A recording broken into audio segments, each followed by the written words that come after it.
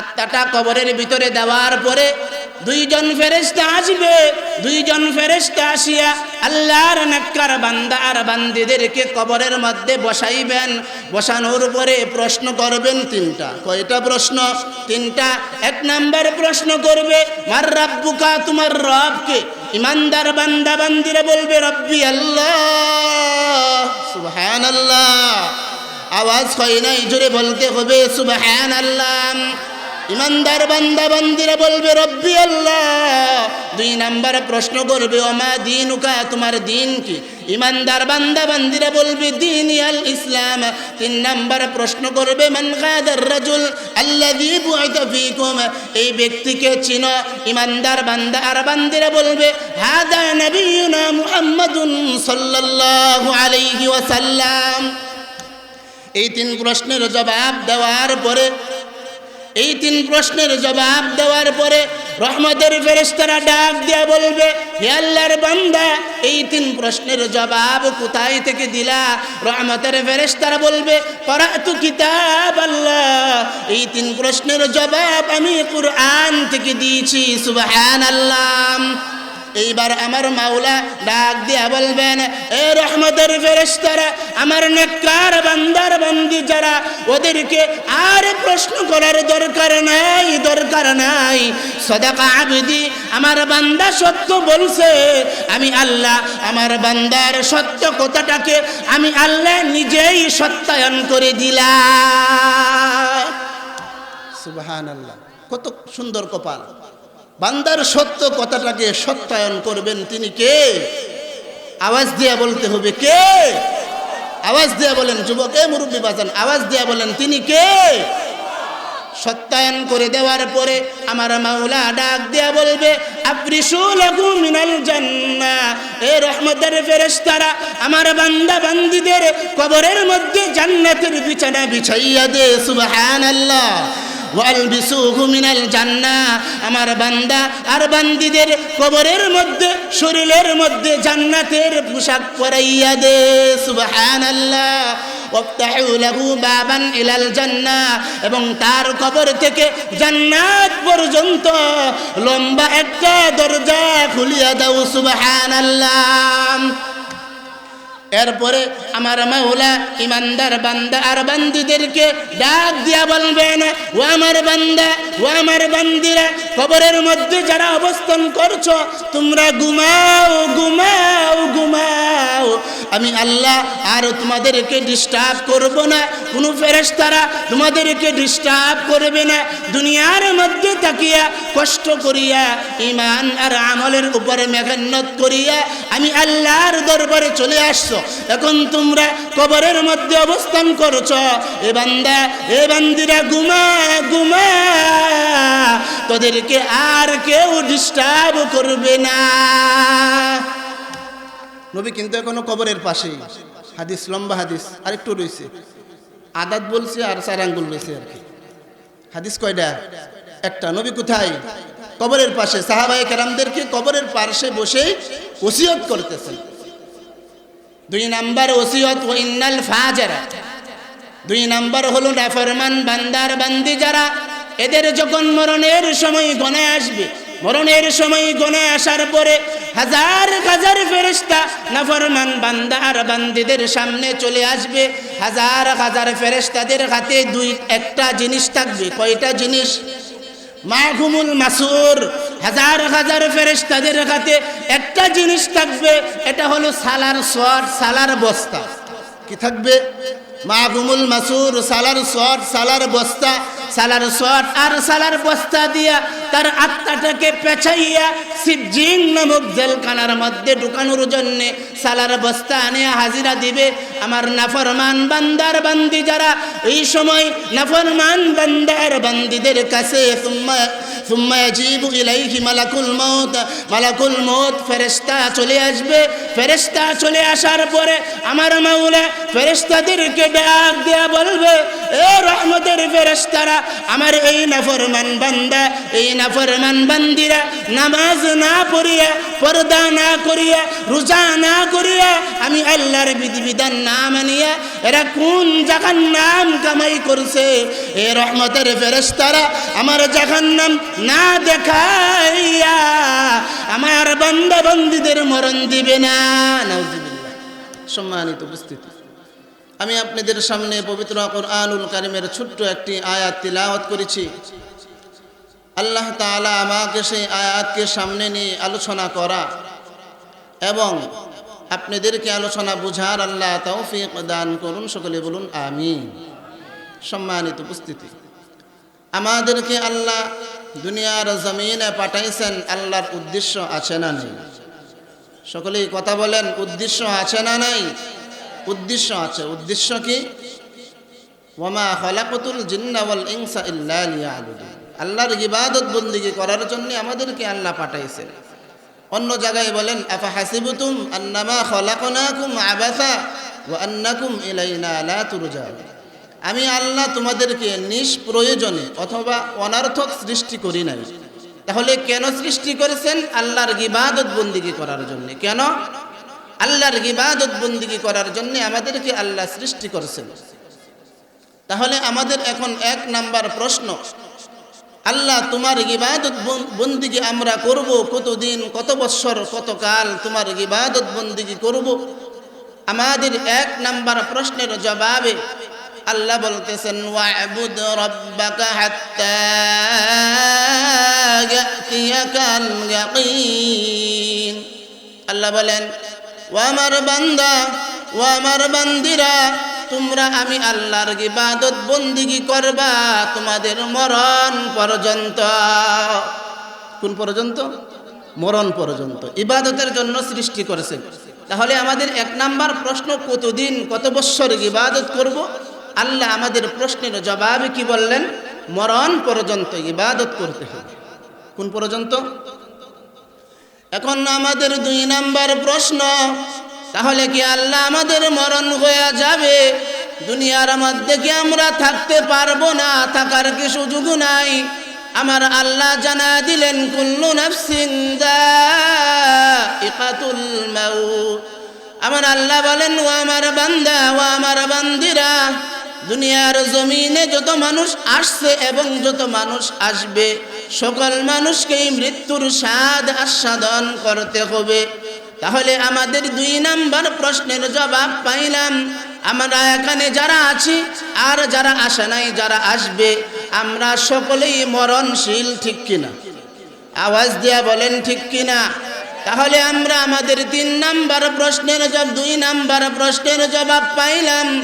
আমাদের তিন নাম্বার প্রশ্ন, হে আমার আল্লাহ, মরণ থেকে পলায়ন করতে যায়া যদি আমরা মক্কা মদিনায় চলিয়া যাই অথবা চীন দেশের মধ্যে যদি চলিয়া যাই, সেই মক্কা মদিনা চলে গেলে অথবা চীন দেশের মধ্যেও চলেও কি আমাদের মরণ হয়ে যাবে?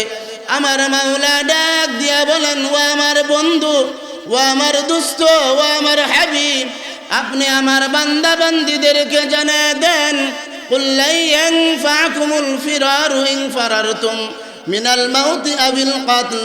আল্লাহ বলেন, ও আমার হাবিব, আপনি জানিয়ে দেন, আমার বান্দা বান্দীরা মরণ থেকে পলায়ন করতে যায় যদি মক্কা মদিনাও চলে যায় অথবা চীন দেশের মধ্যেও চলে যায়, সেখানেও তাদের মরণ হয়ে যাবে।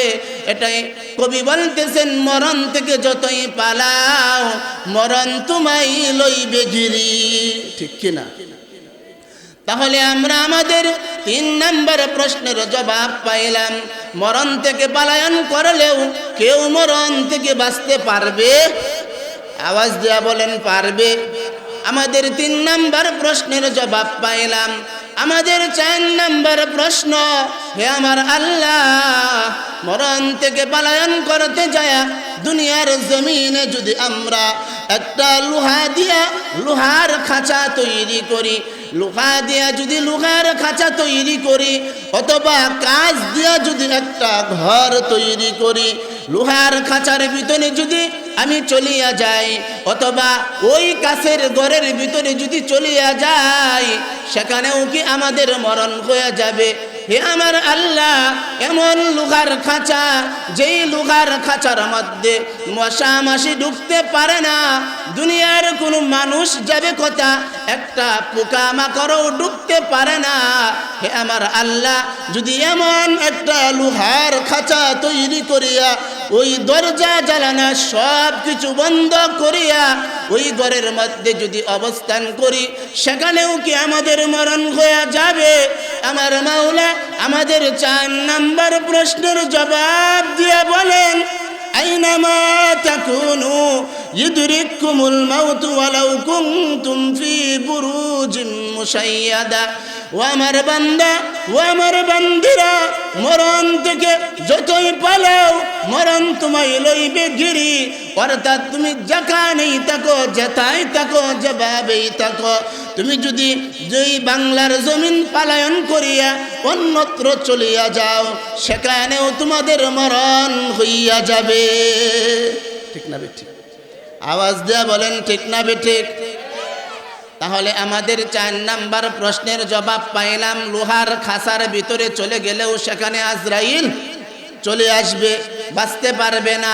আমাদের 5 নাম্বার প্রশ্ন, হে আমার আল্লাহ, যার জন্যে আপনি যতটুকুন সময় নির্ধারিত করেছেন, ওই সময় থেকে 1 সেকেন্ড এদিক সেদিক হবে নাকি নির্ধারিত সময়ের মধ্যেই তার মরণ হয়ে যাবে, আপনি আমাদেরকে একটু জানায়া দেন।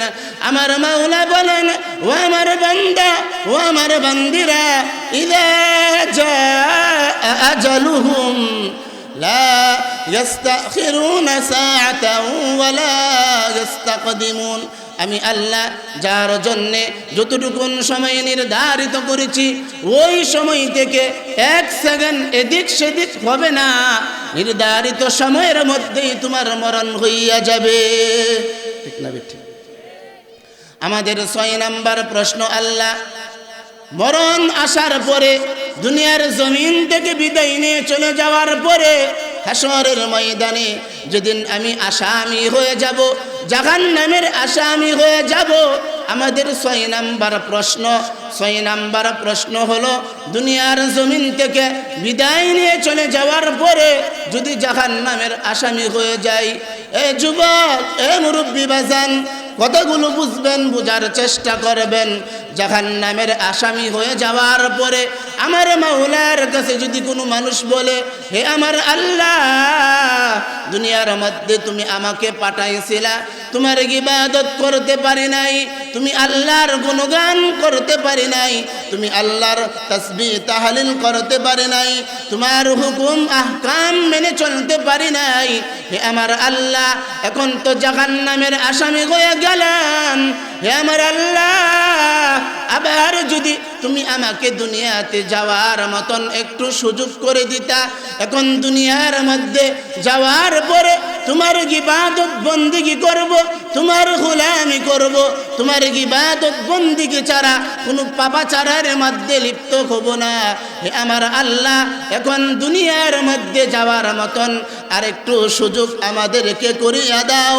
আমার মাওলা ডাক দিয়া বলবেন, না বান্দা বান্দি, না না না, আমি আল্লাহ দুনিয়াতে পাঠাইছি, সুযোগ দিয়েছিলাম, দ্বিতীয়বারের মতন দুনিয়ার মধ্যে যাইবা, আমার ইবাদত বন্দেগী করবা, এমন সুযোগ আমি আল্লাহ দ্বিতীয়বারের মতন আর কাউকে দান করব না। এজন্যে যুবক, এ মুরব্বি বাজান, আখিরাতের পরীক্ষায় যদি একবার ফেল হয়ে যান, পাশ করার সম্ভাবনা নাই। এ যুবক, এ মুরব্বি বাবা, এ পর্দার আড়ালের মা, এ পর্দার আড়ালের বোন, কথাগুলো বুঝবেন, বুঝার চেষ্টা করবেন। দুনিয়ার মধ্যে আমরা যারা স্কুল কলেজ ভার্সিটির মধ্যে পড়তেছি, অবস্থান করতেছি, এসএসসি পরীক্ষার মধ্যে ফেল করলে, একবার ফেল হওয়ার পরে দ্বিতীয় বৎসর পরীক্ষা দিয়া আবার পাস করার সুযোগ আছে না নাই? আবার পাস করার সুযোগ আছে। আবারও যদি পরীক্ষার মধ্যে ফেল করেন, দ্বিতীয় বৎসরেও যদি আপনি ফেল করেন, তৃতীয় বৎসর পরীক্ষা দিয়া আবার পরীক্ষার মধ্যে পাস করার সুযোগ আছে না নাই? সুযোগ আছে। কিন্তু এ বান্দা, হে আল্লাহর বান্দিরা, আখিরাতের পরীক্ষার মধ্যে যদি একবার ফেল হয়ে বসা আর কিন্তু পাস করার কোনো সম্ভাবনা নাই। এজন্য যুবক, এ মুরব্বী বাবা, তোমাদেরকে হাতে পায়ে ধরে অনুরোধ করছি, এ যুবক, এ মুরব্বী বাবা, দুনিয়ার জমিন থেকে আমার কবরের সামানা সুন্দর করতে হবে, ঠিক কিনা? আওয়াজ দিয়া বলেন ঠিক কিনা? এ যুবক, এ মুরব্বী বাবা, দুনিয়ার রং তামসার মধ্যে পড়িয়া, আহারে ক্ষণস্থায়ী দুনিয়ার মধ্যে পড়িয়া তোমার চিরস্থায়ী আখিরাত হারাইও না রে যুবক। এ যুবক, একটু কষ্ট করো, একটু কষ্ট করিয়া ঈমান আর আমলকে মজবুত করিয়া 5 ওয়াক্ত নামাজ আদায় করো। 5 ওয়াক্ত নামাজ পড়িয়া এভাবে ঈমান আর আখলাককে সুন্দর করিয়া, চরিত্রকে সুন্দর করিয়া যদি আমার মাওলার দরবারে যাইতে পারো, মরণ পর্যন্ত যদি ঈমান আর আমলকে ঠিক করিয়া মরণ পর্যন্ত যদি আমরা যাইতে পারি, আমার মাওলা ওই সমস্ত বান্দা আর বান্দি যারা এদেরকে মরণের সময় ডাক দিয়া বলবেন, এই বান্দা বান্দিয়া,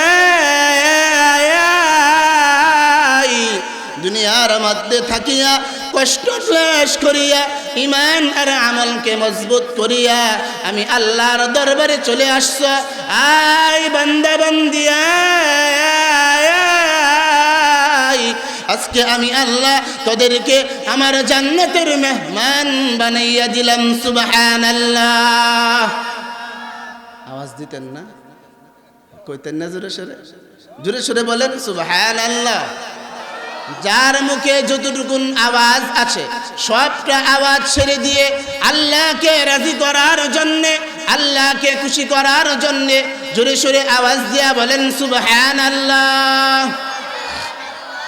তাহলে আমরা আমাদের 5-6 নাম্বার প্রশ্নের জবাব পাইলাম। একবার ফেল হয়ে গেলে দ্বিতীয়বারের মতন আল্লাহ আমাদেরকে পাঠাইবেন না। তাহলে আমাদের এখন 7 নাম্বার ফাইনাল প্রশ্ন, তাহলে কি আল্লাহ আজরাইল আমাদের সাথে সাক্ষাৎ করবে? আমার মাওলা ডাক দিয়ে বলেন 28 নাম্বার পারা সূরাতুল জুমআ 12 নাম্বার পৃষ্ঠার এক আয়াতের মধ্যে আল্লাহ বলতেছেন, কুল ইন্নাল মাউতাল্লাযী তাফিরুনা মিনহু ফাইন্নাহু মুলাকীকুম। আল্লাহ বলেন, ও আমার বন্ধু, ও আমার দোস্ত, ও আমার হাবিব, আপনি দুনিয়ার মানুষদেরকে জানায় দেন মরণ তোমাদের সাথে সাক্ষাৎ করবেই করবে, এটার মধ্যে কোনো সন্দেহ নাই। সন্দেহ আছে? কার কার সন্দেহ আছে? কেউ সন্দেহ নাই তো? তাহলে মরতে হবে, আমাদের সকলকে কি করতে হবে? মরতে হবে। এখন একটা লম্বা হাদিস বলবো। খারাজনা মা রাসূলিল্লাহি সাল্লাল্লাহু আলাইহি ওয়াসাল্লাম ফি জানাজাতি রাজুলিন মিন আনসার। সাহাবায়ে কেরাম বলেন, আমরা এক আনসার সাহাবীর জানাজার নামাজ পড়ার জন্য নবীর সাথে বের হলাম। কার জানাজার নামাজ? আনসার সাহাবীর জানাজার নামাজ পড়ার জন্য সাহাবায়ে কেরাম বলতেছেন নবীজির সাথে আমরা কি হলাম? বের হলাম। সাহাবায়ে কেরাম আল্লাহর নবী ওই আনসার সাহাবীর জানাজার নামাজ পড়ার জন্য চলে গেলেন। জানাজার নামাজ আদায় করার পরে আল্লাহর নবী সরকারে দু আলম, দু জাহানের বাদশাহ নবী, নবী কুলের শিরোমণি, উম্মতের কান্ডারি নবী, নবী মুহাম্মদুর রাসূলুল্লাহ সাল্লাল্লাহু আলাইহি ওয়াসাল্লাম ওই সাহাবীর কবরের পাশে চলে আসলেন। সাহাবীর কবরের পাশে চলে এসে আল্লাহর নবী সেখানে বসে গেলেন। ফি ইয়াদিহি উত, আল্লাহর নবীজির হাতে একটা লাঠি মুবারক ছিল। সাহাবায়ে কেরাম বলেন ওই লাঠি মুবারক দিয়া আল্লাহর নবী জমিনের মধ্যে আঁকাআঁকি করতে লাগলেন, জমিনের মধ্যে আঁকাআঁকি করতে লাগলেন। সাহাবায়ে কেরাম বলেন, আমরা নবীজির সামনে এত সুন্দর ভদ্রতার সহিত বসলাম, এত সুন্দরভাবে আল্লাহর নবীজির চেহারার দিকে আমরা তাকায় রইলাম। আল্লাহর নবী ওই যে নিজ দিকে কবরের দিকে চাইছে, আল্লাহর নবীজির মাথা উঠান না, দীর্ঘ সময় চলে যাইতেছে। সাহাবায়ে কেরাম বলেন, হঠাৎ করে আল্লাহর নবী মাথা উঠাইলেন। মাথা উঠানোর পরে আল্লাহর নবী সাহাবায়ে কেরামদেরকে বলতেছেন, ও সাহাবায়ে কেরাম, তোমরা এই কবরের আযাব থেকে আল্লাহর কাছে মাফ চাইবা। মাররাতাইনি আও সালাসা, কথাটা 2 বার অথবা 3 বার বললেন। কয়বার? 2 বার অথবা 3 বার বললেন যে এই কবরের আযাব থেকে মাফ চাইবা কার কাছে? আওয়াজ দেয়া বলেন, মাফ চাইতে হবে কার কাছে? আল্লাহর কাছে মাফ চাইতে হবে। আল্লাহর নবী বলেন, ও সাহাবায়ে কেরাম, ফাইন্নাল আবদাল মুমিনা ইযা কানা ফি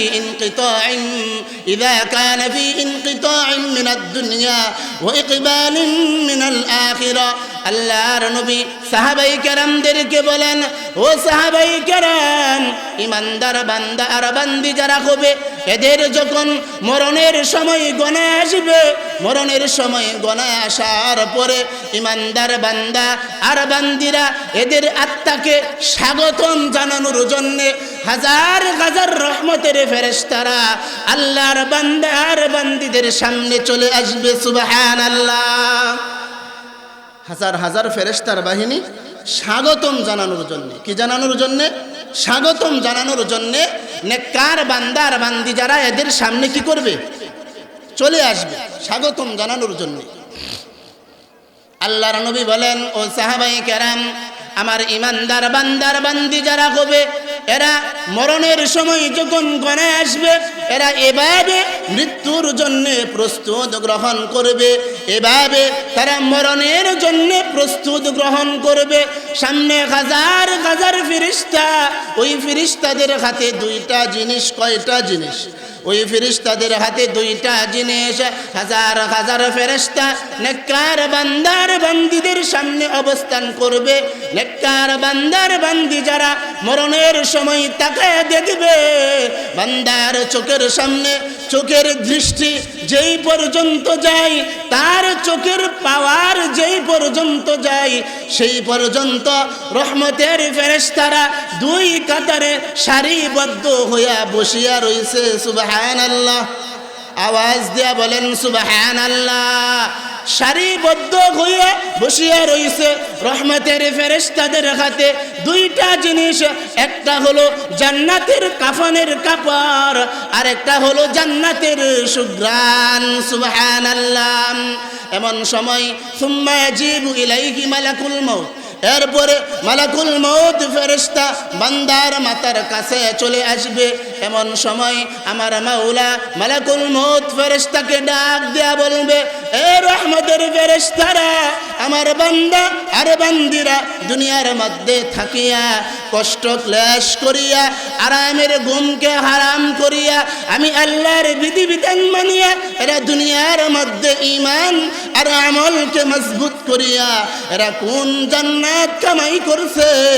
এ রহমতের ফেরেশতারা আমার বান্দা আর বান্দিদেরকে ওই জান্নাত না দেখাইয়া আমার বান্দা বান্দিদের মরণ দিও না। রহমতের ফেরেশতারা আল্লাহর অর্ডার পাইয়া আল্লাহর তৈরি জান্নাত নেককার বান্দার বান্দি যারা হবে এদের চোখের সামনে তুলে ধরবে। নেককার বান্দার বান্দিরা দুনিয়ার মধ্যে থাকা অবস্থায় আল্লাহর তৈরি জান্নাত নিজের স্বচক্ষে দেখতে পারবে। আল্লাহর তৈরি জান্নাত দেখিয়া নাজ নেয়ামত দেখতে পারবে। জান্নাতের হুর খিলমান, জান্নাতের বালাখানা সব কিছুই আল্লাহর নেককার বান্দা আর বান্দিরা দুনিয়ার মধ্যে থাকাকালীন অবস্থায় দেখতে পারবে। এমন সময় আল্লাহর নেককার বান্দা আর বান্দি যারা হবে এরা দুনিয়ার জমিন থেকে জান্নাতে যাওয়ার জন্য পাগল হয়ে যাবে। পাগল হয়ে যাবে। ওই সময় আমার মাওলা ওই ইমানদার বান্দা আর বান্দি যারা ওদেরকে ডাক দিয়া বলবেন, আই বান্দা বান্দি উখরুজি, তুমি বের হও, ইলা রব্বিকি রাদিয়াতাম মারদিয়া, আমি আল্লাহ তোমার প্রতি খুশি আছি। সুবহানাল্লাহ, আওয়াজ দিয়া বলেন সুবহানাল্লাহ। খিদা লাগছে নাকি আপনার? খাবারের ব্যবস্থা করা হবে তো সুবহানাল্লাহ কর না কেন? জোরে সোরে বলেন সুবহানাল্লাহ, আরেকটু জোরে বলেন সুবহানাল্লাহ। আমার আল্লাহ বলবেন, ও আমার বান্দা, ও আমার বান্দিরা, আমি আল্লাহ তোমার প্রতি খুশি। শুধু তাই না, আমি আল্লাহ তোমার জীবনের সমস্ত গুনাহগুলো মাফ করে আমি আল্লাহ ওয়াদখুলি জান্নাতি, তোমাকে জান্নাতের মেহমান বানায় দিলাম। মনো জান্নাতে আপনারা যাওয়ার আশা নাই? আশা আছে? তো যারা জান্নাতে যাইব তার কথা শুনলে সুবহানাল্লাহ কোন না কেন? রাগ করছেন নাকি?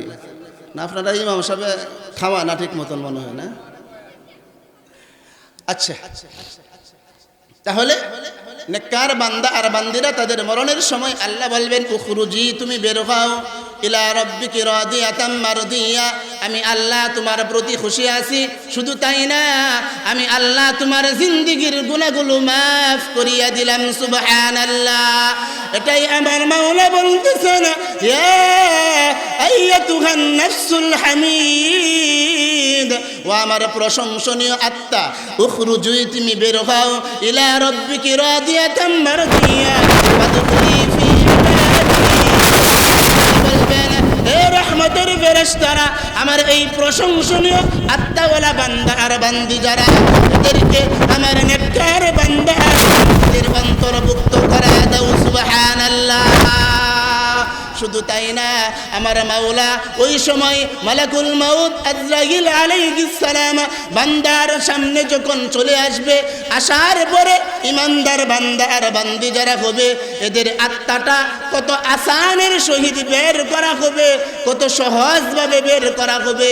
আল্লাহর নবী ওই কবরের পাশেই এখনো বসা। আমি কিন্তু কবরের পাশের কথাটা বলতেছি, হাদিস, লম্বা হাদিস কিন্তু এটা কবরের পাশের কথাটাই বলতেছি।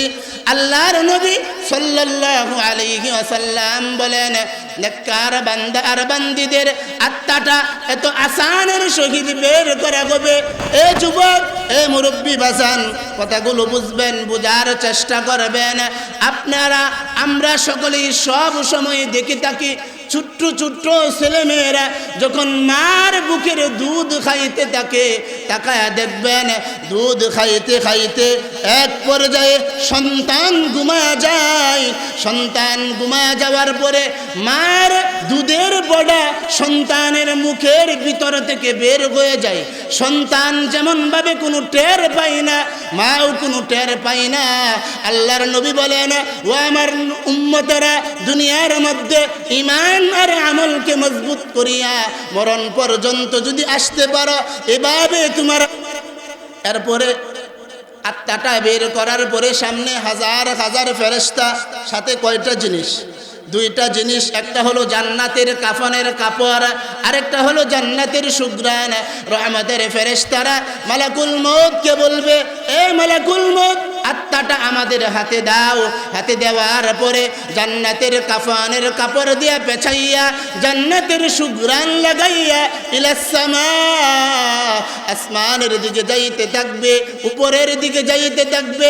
আত্মাটা নিয়ে যখন প্রথম আকাশের গেটের কাছাকাছি যখন চলে যাবে, চলে যাওয়ার পরে দুনিয়ার সমস্ত ফেরেশতারা ডাক দিয়া বলবেন, এ রহমতের ফেরেশতারা, এটা আল্লাহর কোন নেককার বান্দা আর বান্দির আত্মা বের করে নিয়ে আসলা? রহমতের ফেরেশতারা বলবে, কেন? তখন ফেরেশতারা বলবে, এই আত্মার ভিতর থেকে এত সুঘ্রাণ বের হইতেছে, যেই সুঘ্রাণের কারণে আমরা দুনিয়ার সমস্ত ফেরেশতারা সুরভিত হয়ে গেলাম। এভাবে প্রথম আকাশের গেটে চলে যাবে। প্রথম আকাশের গেটের যে দারোয়ান ফেরেশতা, ওই ফেরেশতার নাম হলো ইসমাইল। ফেরেশতার নাম কি? ইসমাইল। ইসমাইল ফেরেশতাকে বলবেন গেটটা খুলে দাও। গেট খুলে দেওয়ার পরে রহমতের আল্লাহর নবী বলেন, মুফাসসিরিনে কেরাম তাফসীরের কিতাবের মধ্যে আলোচনা করেছেন, প্রথম আকাশের গেটের ইসমাইল ফেরেশতা, উনার অধীনে আরো 12,000 ফেরেশতা। সুবহানাল্লাহ, আওয়াজ দেয়া বলেন সুবহানাল্লাহ। ওই 12,000-এর প্রত্যেকের পিছনে পিছনে আবার 1,00,000 করে ফেরেশতা। প্রথম আকাশে যাওয়ার পরে নেককার বান্দা আর বান্দীদের আত্মাটা দেখিয়া আকাশের সমস্ত ফেরেশতারা আনন্দ উল্লাস করতে থাকবে আর বলতে থাকবে, এই নেককার বান্দার আত্মার ভিতর থেকে এত সুঘ্রাণ বের হইতেছে, যেই সুঘ্রাণের কারণে আমরা সমস্ত ফেরেশতারা সুরভিত হয়ে গেলাম। প্রথম আকাশ থেকে এরপরে বিশাল আরেকটা শূন্যস্থান, ওই শূন্যস্থান পাড়ি দিয়া 2 নম্বর আকাশ, 2 নম্বর আকাশের পরে বিশাল আরেকটা শূন্যস্থান পাড়ি দিবে, এরপরে 3 নম্বর আকাশ, এরপরে বিশাল আরেকটা শূন্যস্থান পাড়ি দিবে, এরপরে 4 নম্বর আকাশ। যত ফেরেশতাদের সাথে সাক্ষাৎ হবে সকল ফেরেশতারা একই কথা বলবে, এটা আল্লাহর কোন বান্দা, তার বাড়ি কোথায়, তার বাবার নাম কি, তার গ্রামের নাম কি? রহমতের ফেরেশতারা বলবে কেন? তখন ফেরেশতারা বলবে এত সুঘ্রাণ বাহির হইতেছে, যেই সুঘ্রাণের কারণে আমাদের মন চাই তার আত্মাটাকে নিয়ে আমাদের আকাশে আরো সময় অবস্থান কর। এভাবে 7 আকাশ 7 শূন্যস্থান পাড়ি দিয়া, 7 আকাশ 7 শূন্যস্থান পাড়ি দিয়া যখন উপরের দিকে যাইবে, আমার মাওলা ডাক দিয়া বলবে, এ রহমতের ফেরেশতারা, আমার নেককার বান্দা আর বান্দীদের আত্মাটা আর উপরে উঠার দরকার নাই, দরকার নাই। উকতুবু কিতাব আবদি ফি ইল্লিয়িন, আমার নেককার বান্দা আর বান্দীদের আমল নামাটা ইল্লিয়িনে লিপিবদ্ধ করিয়া দাও। সুবহানাল্লাহ। আমল নামা কোথায় লিপিবদ্ধ করা হবে? ইল্লিয়িনে। নেককার বান্দাদের আমল নামা কোথায়?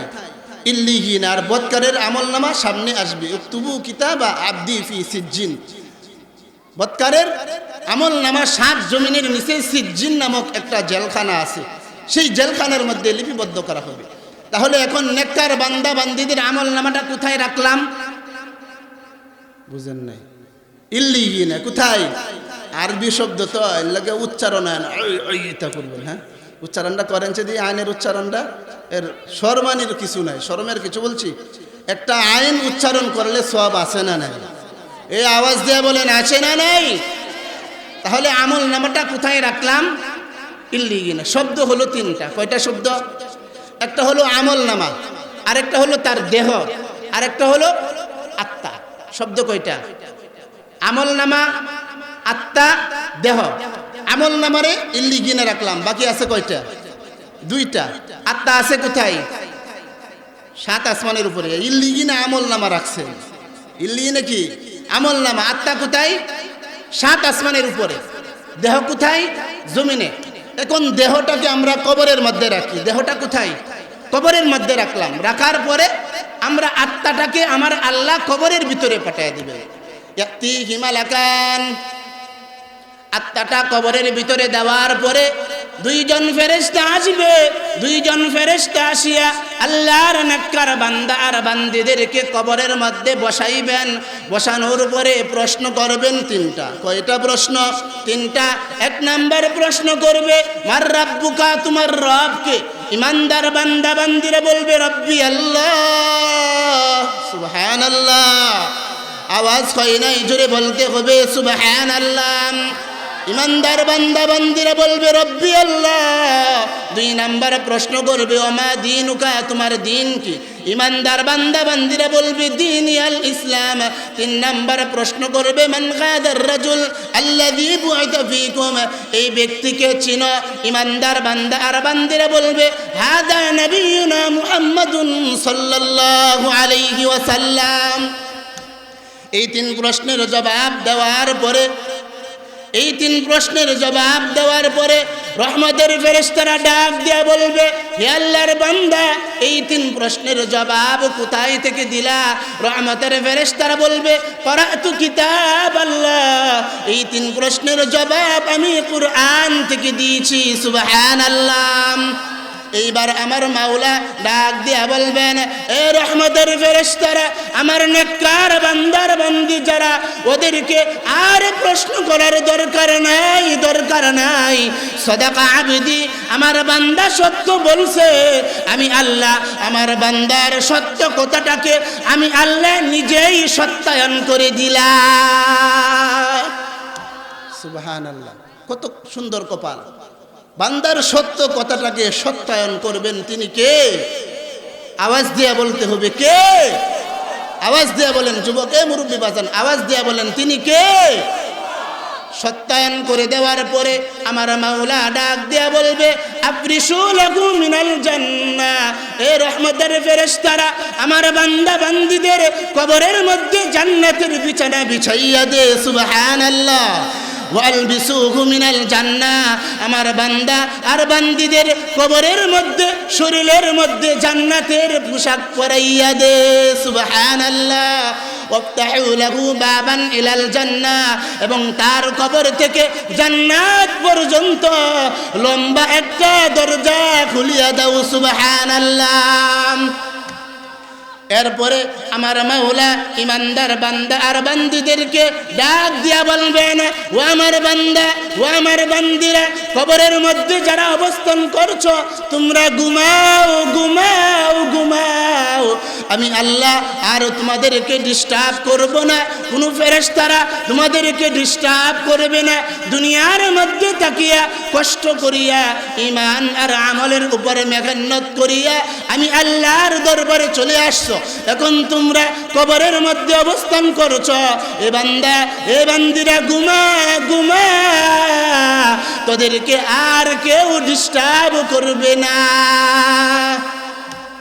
নবী কিন্তু এখনো কবরের পাশেই। হাদিস, লম্বা হাদিস, আরেকটু রয়েছে।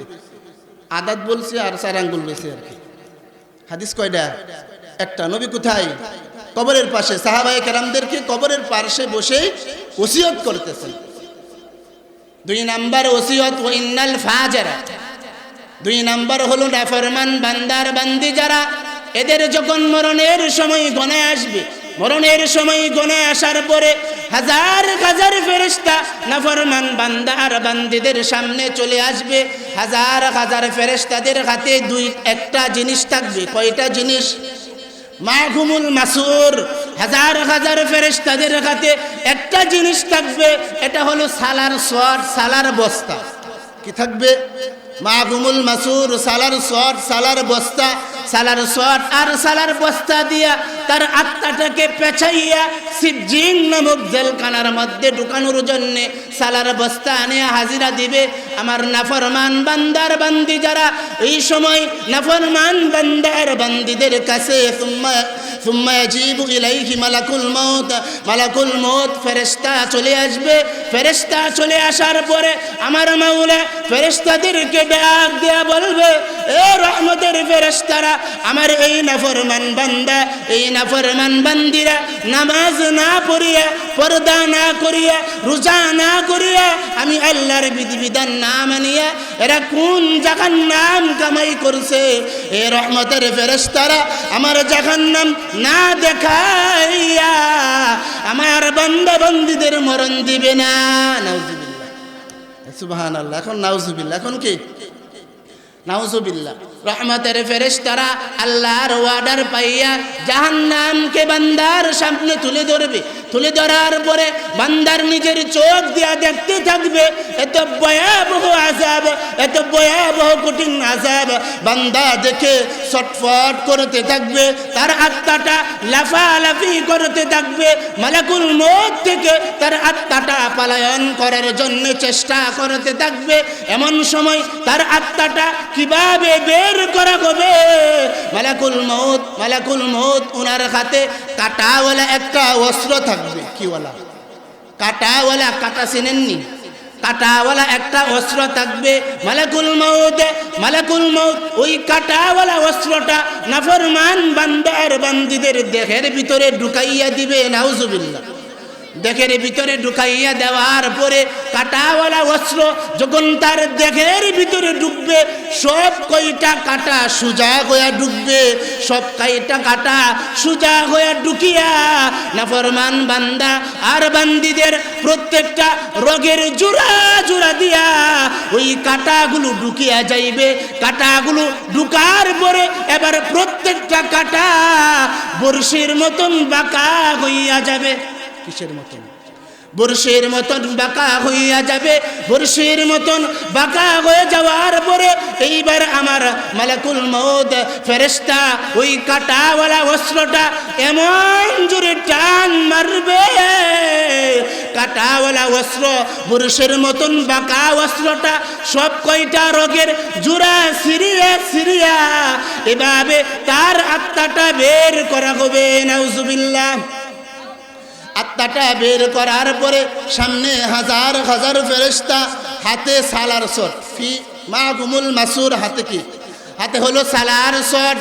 তার আত্মাটা সালার শট দিয়া পেছাইয়া উপরের দিকে যাইতে থাকবে। ইলাস সামা, যখন উপরের দিকে যাইবে আকাশের সমস্ত ফেরেশতারা, দুনিয়ার সমস্ত ফেরেশতারা বলবে, হে রহমতের ফেরেশতারা, এটা আল্লাহর কোন নেককার বান্দা, এটা আল্লাহর কোন নেককার বান্দির আত্মাটা তুমি বের করে নিয়ে আসলা। এর আত্মার দুর্গন্ধের কারণে আমরা দুনিয়ার সমস্ত ফেরেশতারা অতিষ্ঠ হয়ে গেলাম। এমন সময় আমার মাওলা ডাক দিয়ে বলবে, এ রহমতের ফেরেশতারা, আমার নাফরমান বান্দা আর বান্দীদের আত্মাটা আর উপরে উঠার দরকার নাই, উপরে উঠানোর দরকার নাই। উক্তুবু কিতাব আবদি ফি সিজ্জিন, আমার নাফরমান বান্দা আর বান্দি যারা, এদের আমল নামাটা সিজ্জিনে লিপিবদ্ধ করে দাও। সিজ্জিন নামক একটা ভয়াবহ জেলখানা আছে, ওই জেলখানার ভিতরে তার আমল নামাটা লিপিবদ্ধ করে দাও। এখন তার আত্মা হলো আকাশে, 7 আসমানের উপরে, তার আমল নামা হলো সিজ্জিনে, তার দেহ হইল জমিনে। এখন তার 3.5 কাত দেহটাকে কবরের মধ্যে রাখা হবে। রাখার পরে আমার মাওলা ডাক দিয়া বলবেন, এ রহমতের ফেরেশতারা, আমার নাফরমান বান্দা আর বান্দীদের আত্মাটা কবরের ভিতরে ঢুকাইয়া দে। ঢুকাইয়া দেওয়ার পরে ফায়াতিক মালাকান, 2 জন ফেরেশতা আসবে তাকে সওয়াল জবাব করানোর জন্য। 2 জন ফেরেশতা আসার পরে বলবে, মার রাব্বুকা ওয়া মা দীনুকা মান হাযার রাজুল আল্লাযী বুইতা ফীকুম। 3টা প্রশ্ন করবে। এ যুবক, এ মুরব্বী বাবা, আপনি ছোট লোক হতে পারেন, আপনি বড় লোক হতে পারেন, আপনি ফকির হতে পারেন, আপনি গরিব হতে পারেন, আপনি এমপি হতে পারেন, আপনি মন্ত্রী হতে পারেন, আপনি রাস্তার ফকির হতে পারেন। সকলের জন্য কবরের প্রশ্ন কয়টা? সরকারের জন্য মনে হয় একটা। কি বলেন? ইমাম সাহেবের মনে নাই নাকি? ইমাম সাহেবের মনে প্রশ্নের জবাব দেওয়ান লাগবে? আওয়াজ দেয়া বলেন লাগবে। 3টা প্রশ্ন করবে, করার পরে বলবে লা আদিরি লা আদিরি। প্রশ্নগুলোর জবাব দিতে পারবে না। এমন সময় আমার মাওলা ডাক দিয়া বলবে, কাযাবা আবদি, আমার এই নাফরমান বান্দা আর বান্দি মিথ্যা কথা বলছে। আমার নাফরমান বান্দা আর বান্দিদের কবরের মধ্যে আযাব ঢুকাইয়া দে। আফরিশু লাহু মিনান নার, আমার নাফরমান বান্দা আর বান্দিদের কবরের মধ্যে জাহান্নামের বিছানা বিছাইয়া দে। ওয়ালবিসুহু মিনান নার, এবং তার কবরের মধ্যে জাহান্নামের পোশাক পরাইয়া দে। ওয়াফতাহু লাহু বাবান ইলান নার, কবর থেকে জাহান্নাম পর্যন্ত লম্বা একটা দরজা খুলিয়া দে। নাউজুবিল্লাহ। কবরের আযাব, এটা কি? কবরের আযাব। অন্য বর্ণনার মধ্যে আসছে, নাফরমান বান্দা আর বান্দিরা এরা কবরে যাওয়ার পরে 3 প্রকারের আযাব হবে। কত প্রকার? তিন প্রকার। একটা হলো তার কবরটা সংকীর্ণ হয়ে যাবে, দুই পাশের মাটি এমন জোরে চাপ মারবে, চাপ মারলে পরে এক পাজরের হাড্ডি যায়া আরেক পাজরের সাথে মিশিয়া যাইবে। এটা হলো এক নাম্বার আযাব। দুই নাম্বার আযাব হলো আমার মাওলা ডাক দিয়া বলবেন, এ রহমতের ফেরেশতারা, আমার নাফরমান বান্দা আর বান্দি যারা, এদের কবরের মধ্যে আগুন জ্বালাইয়া দে। নাউজুবিল্লাহ বলেন। কবরের মধ্যে কি জ্বালাইয়া দে? আগুন জ্বালাইয়া দে। তিন নাম্বার আযাব হলো, এ যুবক, এ মুরব্বী বাবা, বিশাল বড় একটা অজগর সাপ দেওয়া হবে ওই নাফরমান বান্দার বান্দি যারা, এদের কবরের মধ্যে বিশাল বড় একটা অজগর সাপ দেওয়া হবে। এ যুবক, আল্লাহর নবী বলেন, আইনা গুমিনান নার, ওই অজগর সাপের চক্ষু হইবে আগুনের চোখ, আর তার নখগুলো হইবে লোহার নখ। আগুনের চোখ আর লোহার নখ দিয়া নাফরমান বান্দা আর বান্দিদেরকে আঘাত করতে থাকবে। এ যুবক, এ মুরব্বী বাজান, ওই কবরের অজগর সাপটা কত বড় হবে জানো? আল্লাহর নবী বলেন, তার এক মাথা থেকে নিয়ে অপর মাথা পর্যন্ত যাইতে একদিন পর্যন্ত সময় লাগবে। নাউজুবিল্লাহ বলেন। ওই সাপের এক মাথা থেকে নিয়ে অপর মাথা পর্যন্ত যাইতে কয়দিন সময় লাগবে? একদিন সময় লাগবে। সাপের নামটা কি? অজগর সাপ। সাপের নাম কি? অজগর। তার চোখগুলো হইবে আইনা গুমিনান নার, চোখগুলো হইবে কিসের? আগুনের। নখগুলো হইবে লোহার। ওই অজগর সাপ নাফরমান বান্দা আর বান্দি যারা, এদেরকে দংশন করতে থাকবে। এজন্যে কবর আপনি আমাদেরকে প্রশ্নের উত্তর দিতে পারবে না। এমন সময় কবরের মধ্যে তাকাইয়া দেখবে উপরেও আগুন, তার কবরের স্থানটাও আগুন, তার চতুর্দিক দিয়ে শুধু আগুন আর আগুন। এজন্যে কবর আপনি আমাদেরকে প্রতিদিন ডাকতেছে, এ দুনিয়ার মানুষেরা, এ দুনিয়ার মানুষেরা, আমি কবর, অন্ধকার কবর, আমি কবরের মধ্যে আসবা তো বুঝিয়া শুনিয়া আসবা। আমি কবর হলাম একাকিত্বের ঘর, আমি কবরের মধ্যে তোমাকে আমাকে একা একাই থাকতে হবে। ওই কবরের মধ্যে যদি নেক আমল পাও, ওই কবরের মধ্যে যদি নেক আমল নিয়ে যাইতে পারো, ওই নেক আমল তোমার কবরের সাথী হয়ে যাবে। আর যদি নেক আমল না নিয়ে আসতে পারো, তোমার কবরের মধ্যে জাহান্নামের আগুন চালু হয়ে যাবে। কবর আমাদেরকে বলতেছেন, এ দুনিয়ার মানুষেরা, আমি অন্ধকার কবর হলাম পোকামাকড়ের ঘর। কিসের ঘর? পোকামাকড়ের ঘর। কবর আমাদেরকে কয়েকটা কথা বলতেছে।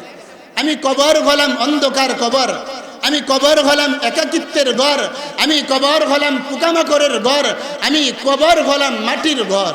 আমি কবরের মধ্যে আসার আগে তোমরা বুঝিয়া শুনিয়া আসবা। কিভাবে আসবা? বুঝিয়া শুনিয়া আসবা।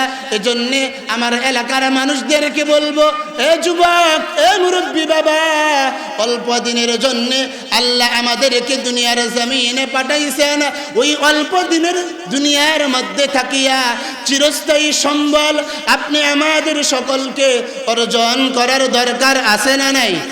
আর জোরে আওয়াজ দিয়া বলেন, দরকার আছে না নাই?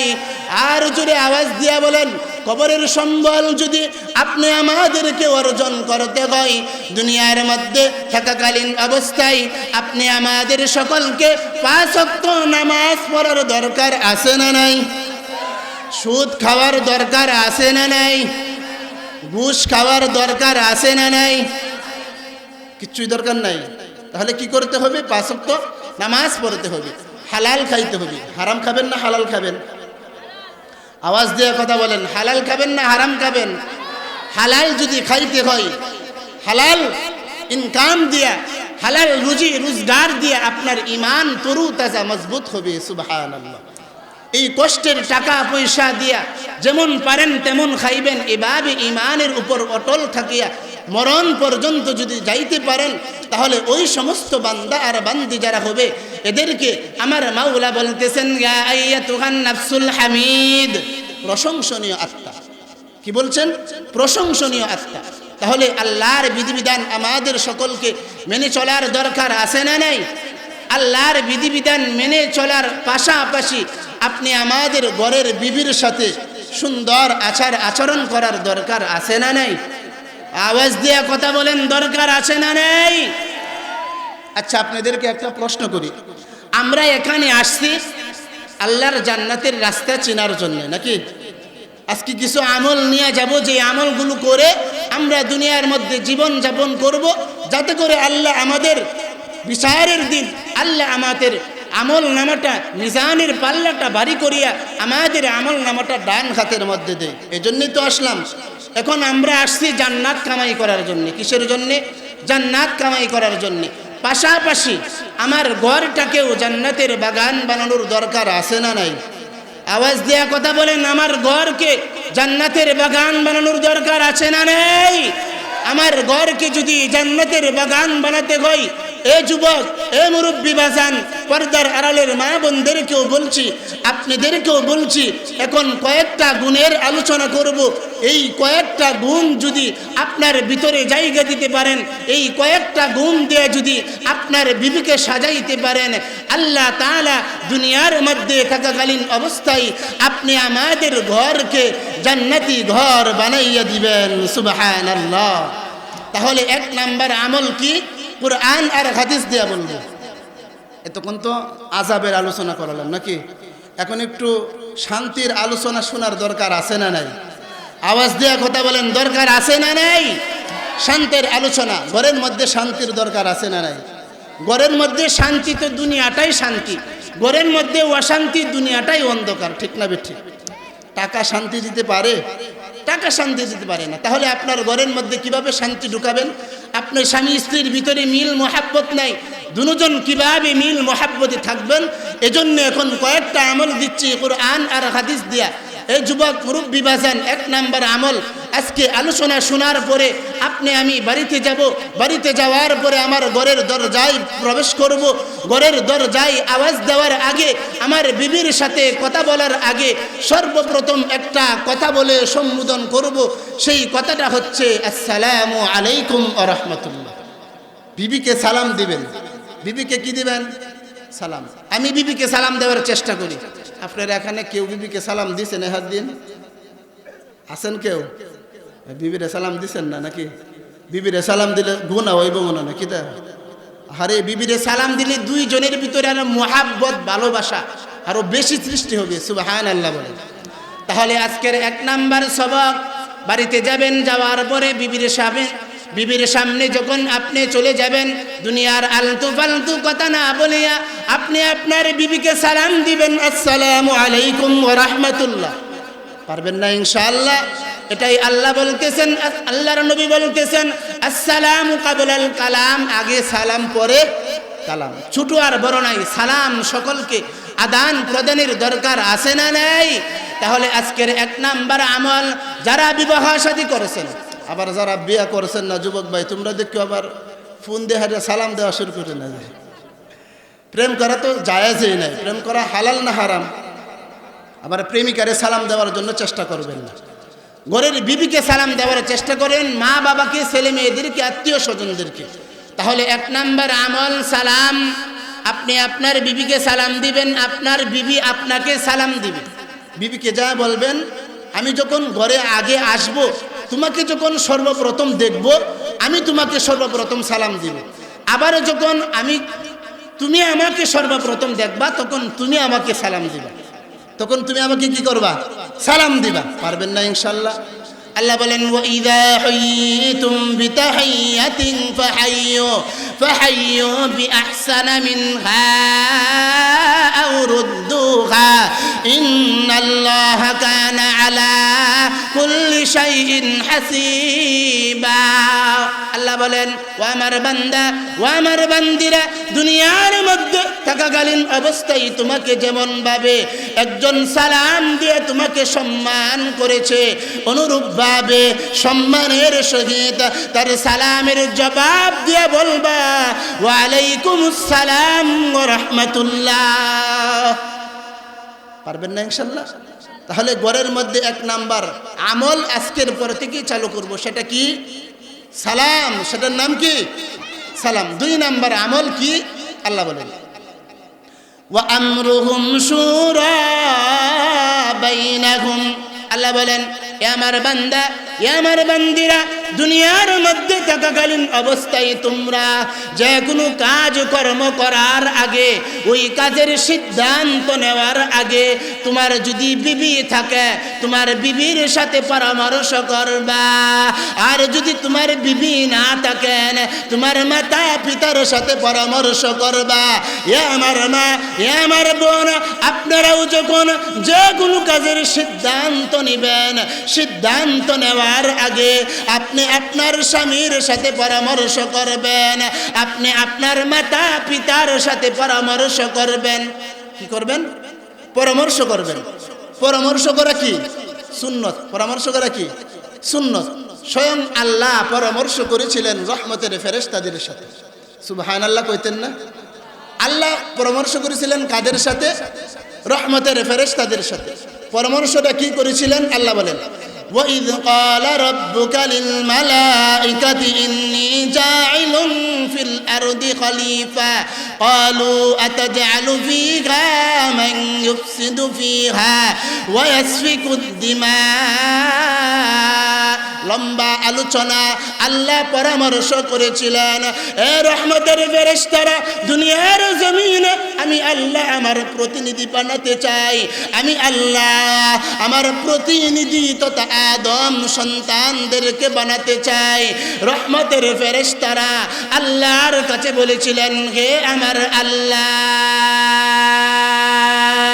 ক্বালু সুবহানাকা লা, হে আমার আল্লাহ, আমরাই তো তোমার গুণগান গাইতেছি, আমরাই তো তোমার ইবাদত বন্দেগী করতেছি, আমরাই তো তোমার প্রশংসা আদায় করতেছি, মানুষ সৃষ্টি করার দরকার নাই।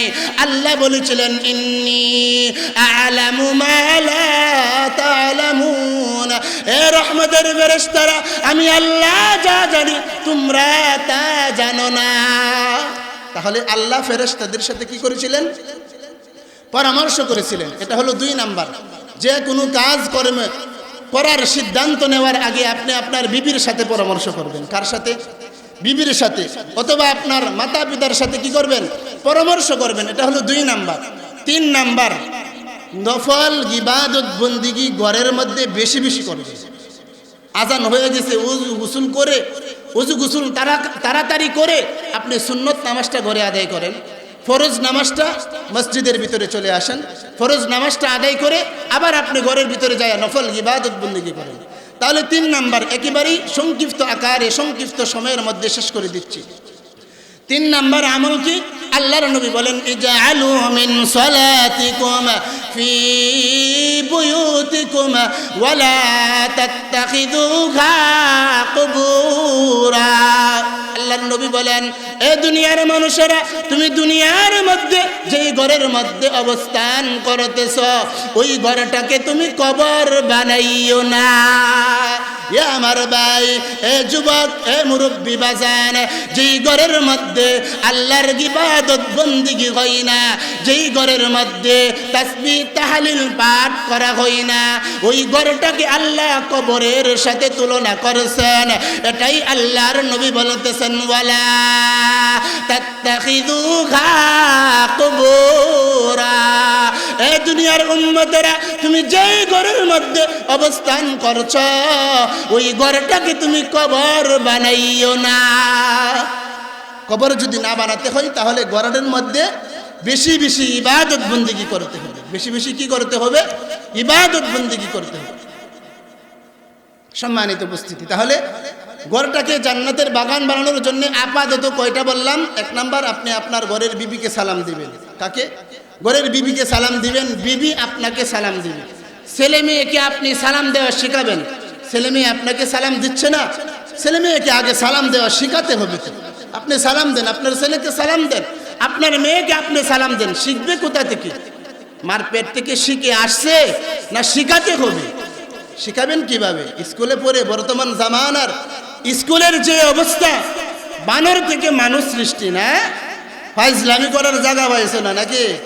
সময় দিয়েছেন বৃহত্তর সারা বাংলাদেশ, সারা বৃহত্তর ময়মনসিংহের ইত্তেফাকের উলামায়ে কেরাম তথা সমস্ত উলামায়ে কেরাম, বড় বড় প্রবীণ উলামায়ে কেরাম বাংলার জমিনের সরকারকে সময় দিয়েছেন, সময় অনুযায়ী যদি আপনার এই ফাইজলামি রুটিন এই কলেজ থেকে স্কুল থেকে যদি পরিবর্তন না করেন, প্রয়োজনে আমরা আমাদের মাথার পাগড়ি প্রয়োজনে আমরা আমাদের পিঠে বাঁধবো, কোমরে বাঁধবো, এরপরেও এই বাংলার জমিনে, আল্লাহর জমিনে, এই নবীর জমিনে আল্লাহর নবীর ইজ্জতের এবং ইসলাম ধর্মের হিফাজত করেই ছাড়বো ইনশাআল্লাহ। পারবেন না ইনশাআল্লাহ? সরকারকে সময় দেওয়া হয়েছে, আলটিমেটাম দেওয়া হয়েছে। সরকার বাহাদুরকে বলতে চাই, ফাইজলামির রুটিন পাল্টে ইসলাম অনুযায়ী এই রাষ্ট্রকে চালাতে হবে, এই দেশকে চালাতে হবে। 95% মুসলমানদের দেশে তোমার যদি সরকারিগিরি করতে হয়, মুসলমানদের ভূমিকা অনুযায়ী তোমাকে সরকারের ভূমিকা পালন করতে হবে। নচেত তোমার এই গদি, তোমার এই সংসদ ভবন আগুন জ্বালাইয়া তছনছ করে দেওয়া হবে ইনশাআল্লাহ। নাসরুম মিনাল্লাহি ওয়া ফাতহুন করিব ওয়া বাশশিরিল মুমিনিন। আল্লাহ তাআলা আমাকে এবং আপনাকে যে আলোচনাগুলো করলাম সকলকে আমল করার মতন আল্লাহ তৌফিক দান করুন। সকলে বলুন আমিন।